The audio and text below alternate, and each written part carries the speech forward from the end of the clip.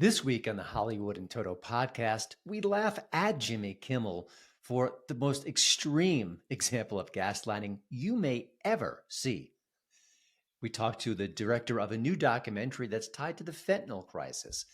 Why Hollywood isn't making a movie like this, I don't know, but Steffan Tubbs did. It is amazing. It's a must-see, and we're going to find out much more about it in a minute. And since I'm always on the lookout for a great comedy, they don't make them anymore. I found a 2012 comedy that was very funny, very sharp, pokes fun at hippie culture, but isn't mean-spirited. There's a lot of good things in this one. Stay tuned.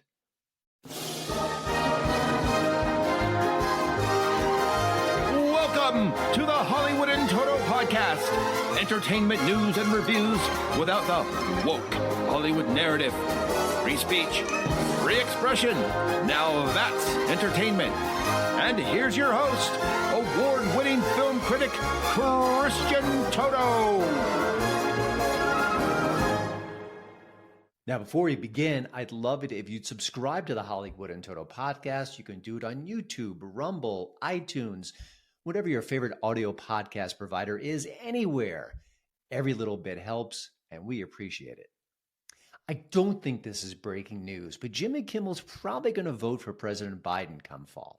Now, again, I'm going out on a limb here, but the late night host is aggressively left of center. He has become much more progressive in recent years. We've seen that transformation in front of our eyes. And most recently, he decided to make it official. He joined President Biden at a fundraiser in Hollywood. I mean, how much more official can it get? That's as extreme as you could possibly imagine. Of course, for a while now, all he's been doing is giving in-kind contributions to Team Biden on his ABC platform. Now he's gone above and beyond. But turns out that wasn't enough. He wasn't on Team Biden sufficiently, it turns out. He could do more. And he did more. And boy, is it embarrassing. Now, as we all probably know, President Biden looked a bit frozen at the end of that fundraiser. Many of us have seen the video. It's not a deep fake, nor is it a cheap fake. It's the real deal. President Biden just froze at the end of the ceremony, just stood there, maybe 6 seconds, maybe 7 seconds. And then at the end of it, President Obama, who was on hand, came over, kind of startled him a bit, and led him off the stage. Actually had his hand on President Biden's back as if he knew if he let go, who knows where the wanderer-in-chief would head. Now, we saw that. The White House tried to spin that. And listen, that's what the White House does. It's what the Democrats do. I understand that. It makes perfect sense. It's laughable. It's ridiculous, but it makes perfect sense.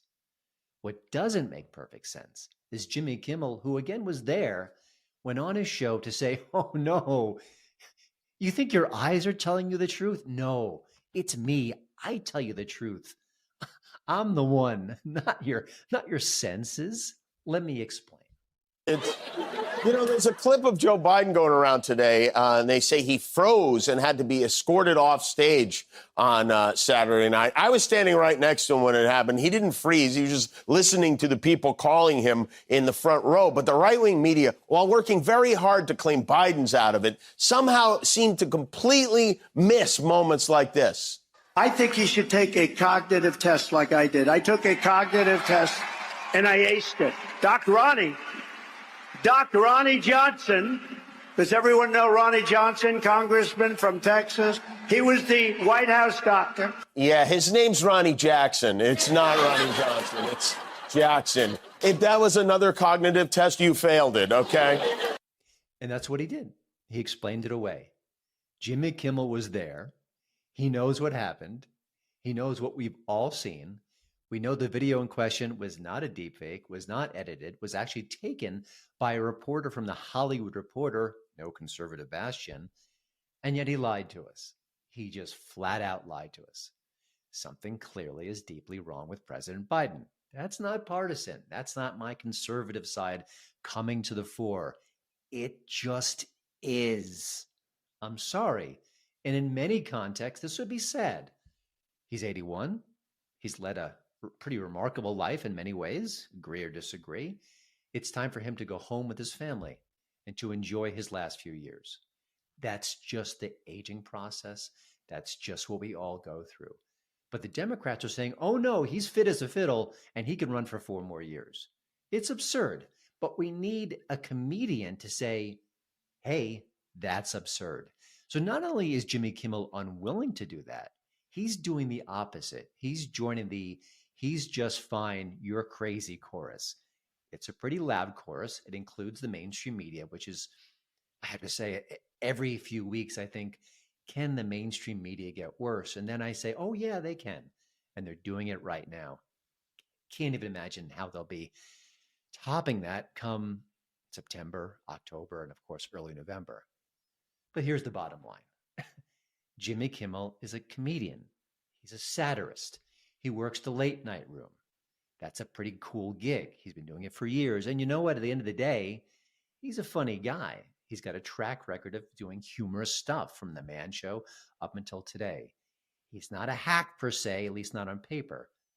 But when you decide to become a propagandist and not a comedian, when you go all in on a candidate, you lose credibility. When you tell people that they can't trust their own eyes, you lose all remaining credibility. And that's where we are with Jimmy Kimmel. From The Man Show to this. What a sad decline.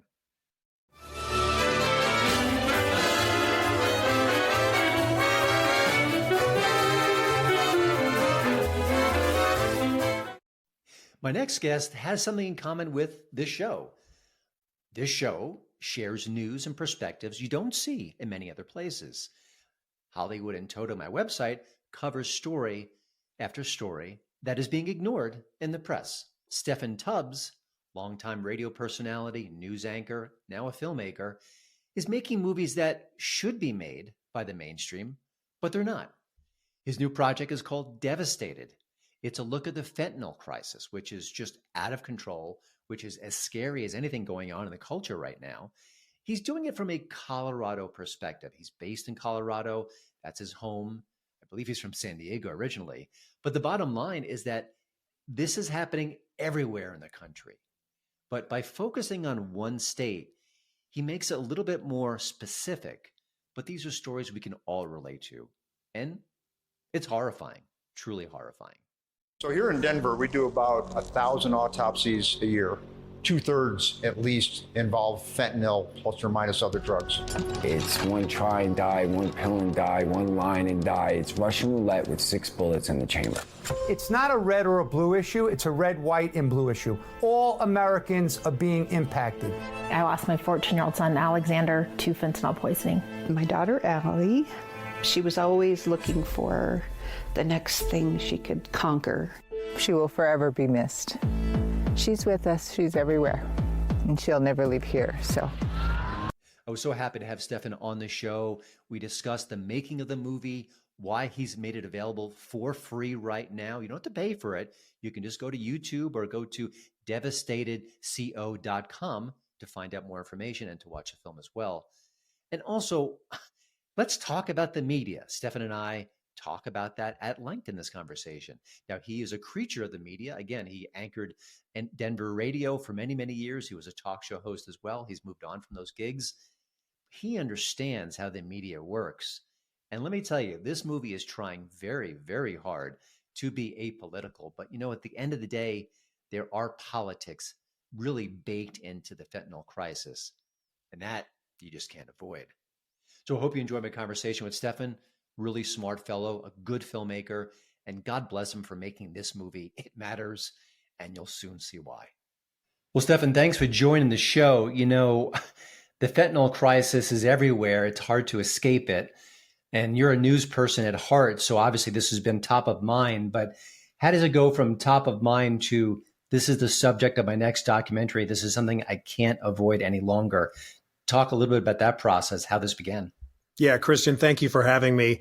Look, with the way in which the fentanyl epidemic is impacting this country, the deadliest drug threat that the country has ever faced, you really cannot be paying attention to the news and not know about the fentanyl crisis. Mm-hmm. This really kind of for the last couple of years has been kicked around in my mind. Then a little more than a year ago, we were able to secure financial backing so I could pay my folks to do the great work that they have done. But it's such an important issue. You know, this could be taken to a national or international level. But we decided, let's focus on Colorado. Let's see the impact that it's having. And of course, we only get to hear from maybe a dozen families, but in the interviews with those families, I can tell you to an individual and not collective, individually, they would tell me when I'd ask them, you know, why are you willing to speak about this? It's because they don't want their grief to ever be experienced by anyone else, whether they're in Colorado or any other place on the planet.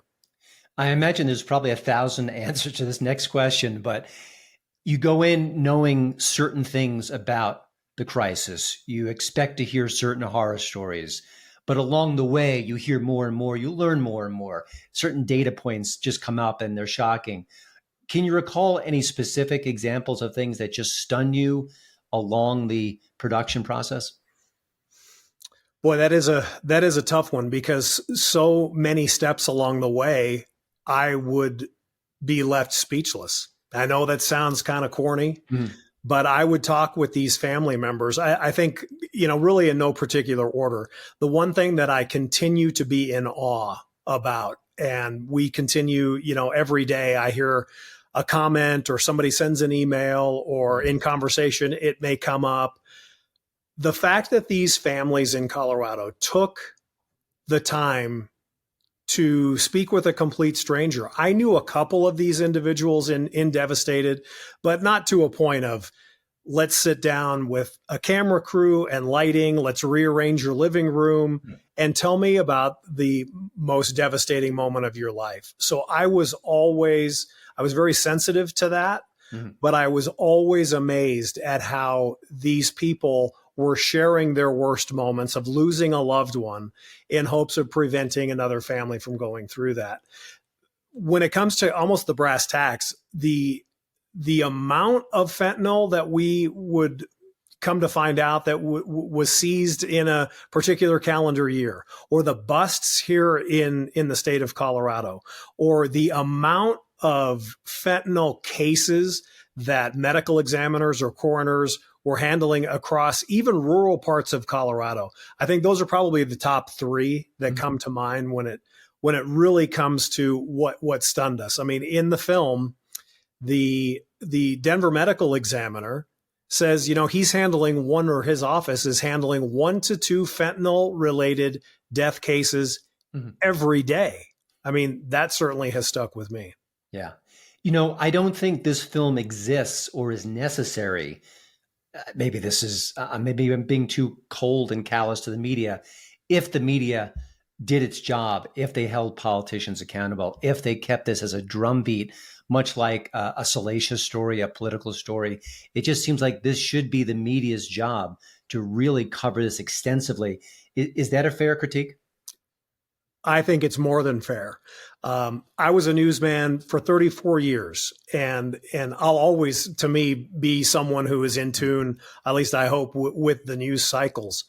You know, someone pointed this out to me a couple of weeks ago, and I stopped to think, well, that's kind of pithy, but then, you know, for sake of our conversation, I'll bring it up. And they said, you know, what if a network, or in this case, you know, local media, what if they had a fentanyl death counter on their screens, a la what we saw during COVID? Yeah. I thought at first, oh man, that would be so morbid. No one would do it. Well, I don't think anybody would do it.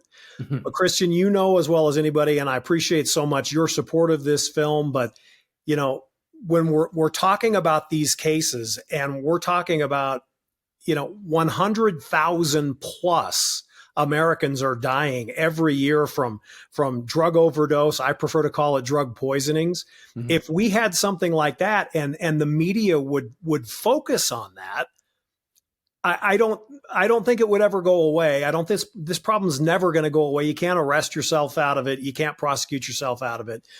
But if you can save your own family, if you can save a loved one by having a conversation, and maybe that conversation is triggered by media coverage, I think the media could do a heck of a lot more.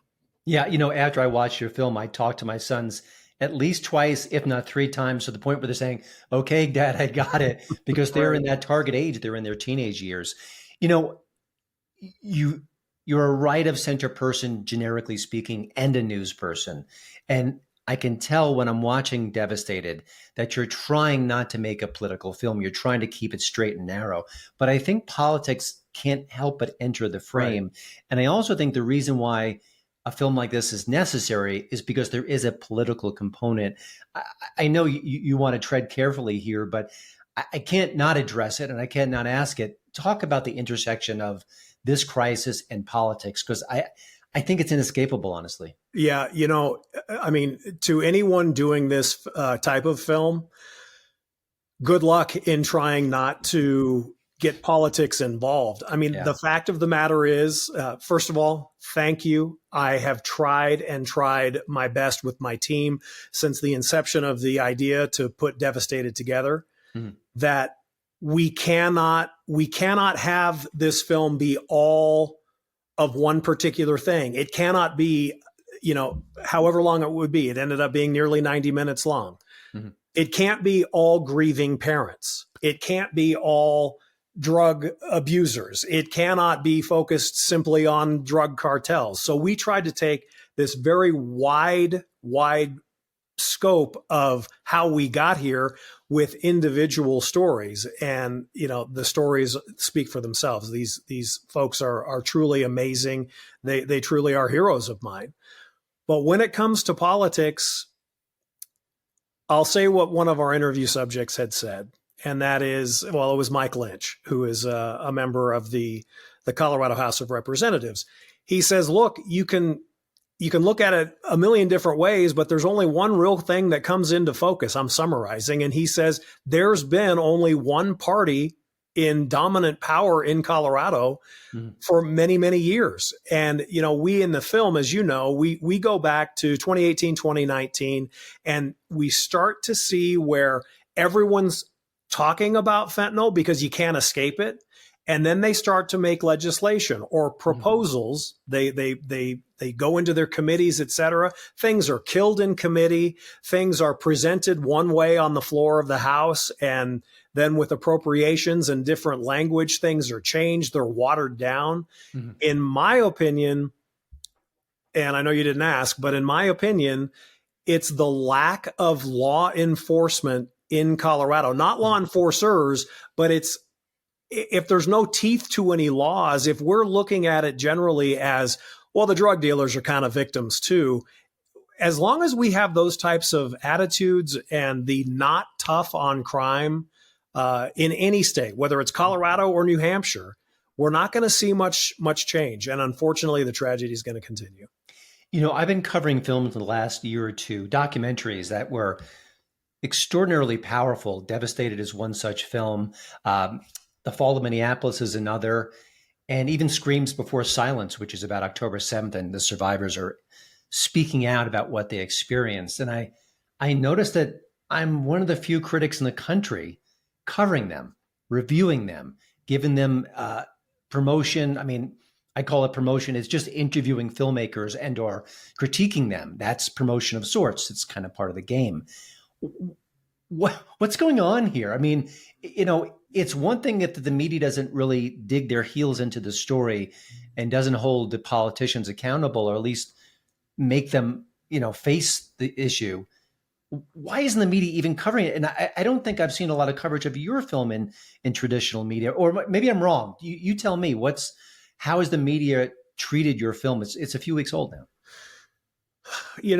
First, thank you for what you do. I know, this is our 10th documentary film. I appreciate any coverage that any of our films get. Primarily, I was dealing with World War II veteran related documentaries, and I'm very proud of those. But this one really is the first to tackle a today issue. And I don't know why the mainstream media. I mean, I'm not trying to sound like sour grapes because I've been very happy. I mean, as we record this, we've had over 360,000 views on YouTube. Mm-hmm. I joked with the off the air. I mean, I'm not a Kardashian, so I'll take those numbers, right? Yeah. But let me come back to the Kardashian thing in a moment and remind me if I forget, because I think it's a valid point. Yeah. But to your question as to whether or not this is receiving media attention, I don't know. I don't know what it is like in a television newsroom or a radio newsroom now when it comes to the fentanyl topic. I know that the story is being covered, but are we really getting into the nuts and bolts of more than the reactionary cops seized 50,000 fentanyl pills today? Are we really looking at it from a bigger perspective? When it comes to individual film projects, I don't know why, for example, here in the Denver area, why this film hasn't received at least 2 minutes of attention on every single station, regardless of if they're left leaning or right leaning or trying to be down the middle. I don't have that answer. Yeah. But I will say, back to the Kardashian example, one of the amazing individuals in Devastated, and you'll remember him because he's got a very thick Jersey, New York accent. He's a former special operations guy for the DEA, Derek Maltz. And probably sometime today, he has been on social media wondering why key players on social media aren't talking about the fentanyl crisis. And, to your point of why we're not getting attention, whether it's my film or just fentanyl issues in general, a tweet can go around the world, as you know, the right type of way, probably in less than 10 minutes. If the right people were talking about this issue, I think we would make a lot more headway. And as maybe Pollyanna as it sounds, I think if you had the right people, athletes, entertainers, sports figures, like I said, just influencers in general, if they would tweet out about an individual that died that maybe they know, I think we would make more. I don't know why. I don't know why that the fentanyl crisis in the United States has not received more attention. And it's frankly unfortunate, because if a Taylor Swift or a Peyton Manning, if they tweeted about this or talked about this, I think a lot more people would pay attention. It's a great point, and something I've brought up a lot. I'm very critical of Hollywood at times, but some stars, when they bring up certain issues, Michael J. Fox with Parkinson's, for example, they could change the culture for the better. They could bring awareness. And Mark Duplass is a very good actor, writer, director, producer, and he's been sharing his journey through his mental health struggles on Instagram. And it's powerful, and it's open, and it's honest, and it's raw. And if someone with some cachet, like you mentioned, I guess Kardashian's the ultimate example, but just anyone who has that reach would do something like this, it would have a powerful impact. I was curious about the fact that this movie is free. You can watch it right now on YouTube. And, and I know that documentaries aren't cheap, and I know that your time is valuable. You're a professional. How did you square that? How did you make that happen? Because in a way, it's certainly a selfless act. I know your heart's in the right place, but it's not easy doing that. Can you share a little bit of how that happened? Yeah, this film would not be possible without a Colorado rancher, Steve Wells. He was in when I had my old radio talk show. He was in as a guest, and I believe in opportunity. You gotta take the opportunity. You gotta strike while the iron's hot, so to speak. And I had about a 3-minute end of the hour before the next hour started, and Steve was leaving the studio, and I mentioned to him about an idea about the fentanyl crisis in Colorado, and within 24 hours he had, to be honest, it was 18 hours and 3 minutes. I know exactly that because this was not a Hollywood production budget, but it wasn't, $20 and thank you very much. Yeah. But I had to pay my team. They have mortgages and families to support. But with Steve Wells' support, we were able to take it to that next level. I'm confident in saying this is the best documentary that we have done as the Mountain Time Media team.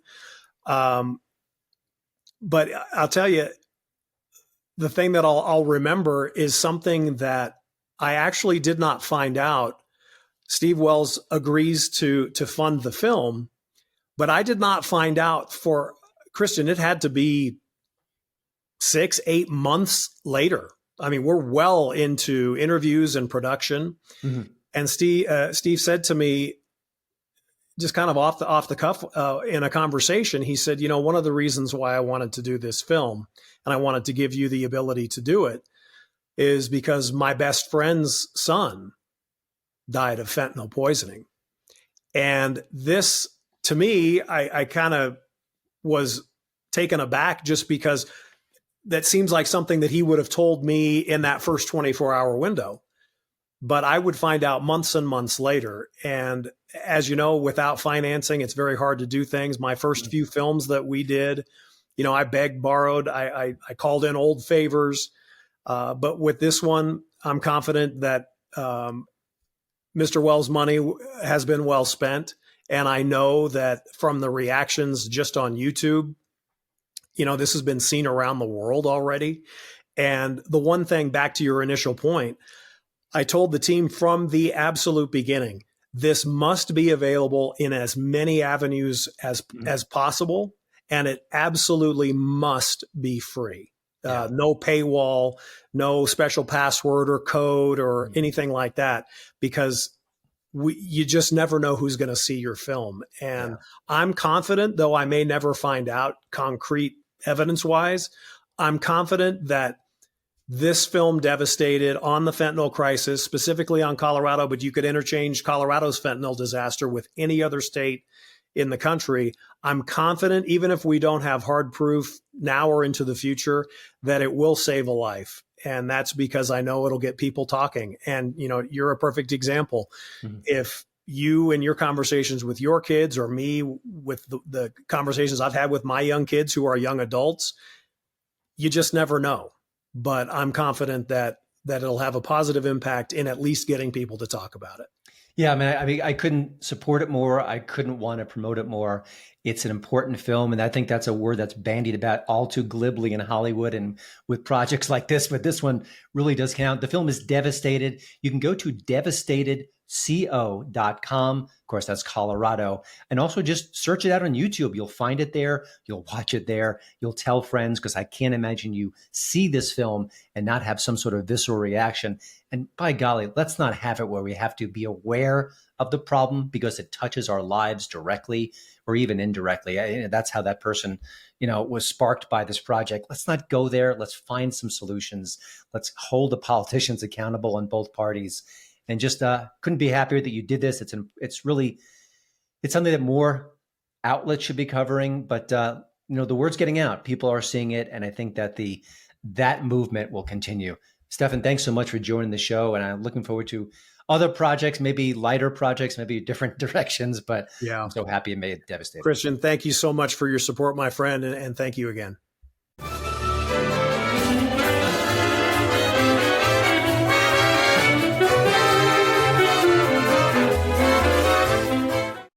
My son Eli has a hard and fast rule when it comes to watching movies with his dad.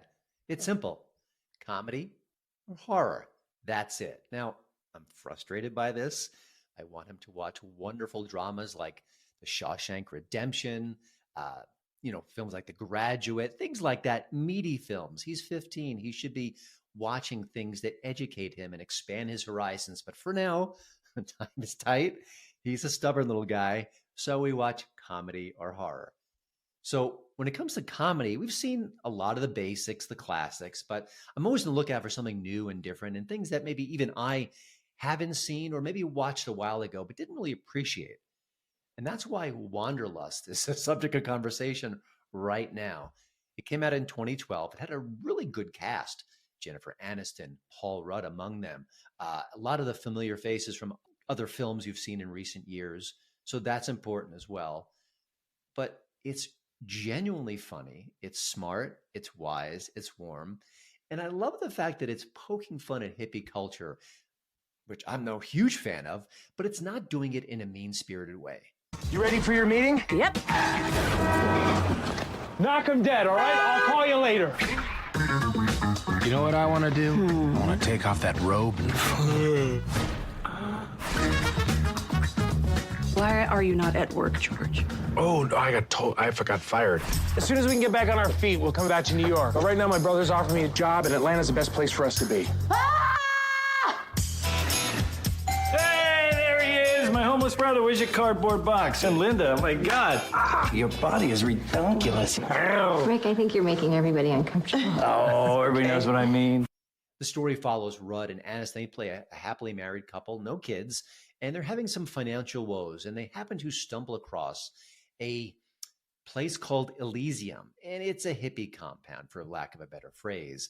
And because times are tight, because Rudd's brother is such a jerk, played beautifully by Ken Marino, by the way, great performance, they decide to stay a little while. And they find the hippie lifestyle kind of endearing. There's sweetness. There's a shared sense of responsibility. The land is beautiful. The characters are compelling and colorful. This might just be their oasis. Who knows? That's the story. That's the setup. Now, you've got a lot of familiar faces here. Like I said, Ken Marino is great. Joe Trulio, so good on Brooklyn Nine-Nine. Forgive me, I almost added an extra 9 there. Is wonderful again. He's playing a nudist, an author, a winemaker. And he's got a prosthetic in the film, which, it earned the R rating in and of itself. Jordan Peele is here. Just wonderful performances all across the board. But again, it's very funny. It's very unique. You don't see a lot of films like this. This is not cookie cutter storytelling. But I also love the way that they capture the main romance here. There's a scene early on where Rudd and Aniston are fighting with each other, and they're on a road trip. And they're fighting and they're bickering and they're singing along to the songs on the car radio, and they're fighting and they're sniping at each other. And it's beautifully edited, chop, chop, chop, chop, chop, in a way that makes it even funnier. I just thought, wow, how did this movie go kind of fly by all our radar? It didn't make a lot of money at the box office. I don't think the reviews are particularly kind, but sometimes comedy doesn't age well, and sometimes it ages much better than expected. That's the case with Wanderlust. It's available on Netflix right now. I definitely recommend it. A wonderful cast, big laughs, heartfelt humor, even has Alan Alda in a significant role. What's wrong with that? Nothing. Wanderlust on Netflix right now. Do check it out. And if you like it, or even if you don't, maybe just drop me a note, a tweet on Twitter. I'm at Hollywood in Toto, of course, or you can email me, Christian@HollywoodInToto.com. Would love your feedback on this one. I really enjoyed it. I think you will too. Nothing like a sleeper comedy. And again, hey, Hollywood, can you make more movies like this? We need them now more than ever, truly. Well, that's it for the show this week. Thank you to Radio America for having me as part of their great podcast lineup. Thank you to Steffan Tubbs for making Devastated and being a part of this new documentary revolution. It is really essential. So many good films coming our way outside the Hollywood ecosystem. Shame on them, but I'm so grateful there are filmmakers out there telling these stories. They do matter. And of course, if you have a chance, you can go over to iTunes, give us a 5-star rating. You could check out HollywoodInToto.com. That is my website. Like the show, it is the right take on entertainment, updated 7 days a week. Hope you enjoy the show and the site as well. And again, I appreciate your time. And because I'm new to the YouTube revolution, like and subscribe, smash that like button, pound it, eviscerate it, put a nuclear bomb atop it. Whatever you need to do to that like button, make it happen. I think that helps. I'm not really sure. Again, I'm learning. It's an education for me and you as well, I imagine. But thank you for watching the show. Thank you for checking it out. And I will see you next time.